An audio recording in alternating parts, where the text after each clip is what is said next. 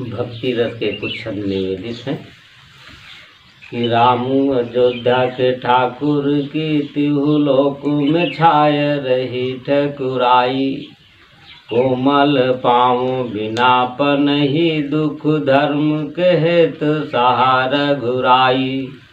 त्याग तपस्या कठोर प्रतिज्ञा दया क्षमता ममता दिखाई। ऐसे दयानिधि ठाकुर के पद में लहरी रहे शीस झुकाई। ऐसे दयानिधि ठाकुर के पद में लहरी रहे शीस झुकाई। और कामना से है, प्रश्न से कि बांस बनूं तो बनूं बांसुरी, बांस बनूं तो बनूं बांसुरी, हरि होठ धरे मधुरी धुनि गाऊं।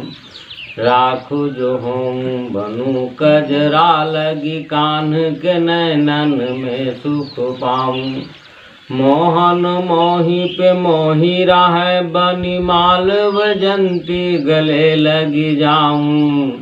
तो श्याम चले तुम कह लहरी, पग पैंजनी है त्यू लोक रिजाऊं। और शंकर जी के लिए है कि तीन नैन धारी शंभु बाघंबर, कटि सोहे तन में लगाए छार सांवरा पुरारी है। तीन नैन धारी शंभु बाघंबर, कटि सोहे तन में लगाए छार सांवरा पुरारी है। एक हाथ डमरू दूजे में त्रिशूल गहे, नाग की जने उधारे भोला शुभकारी है।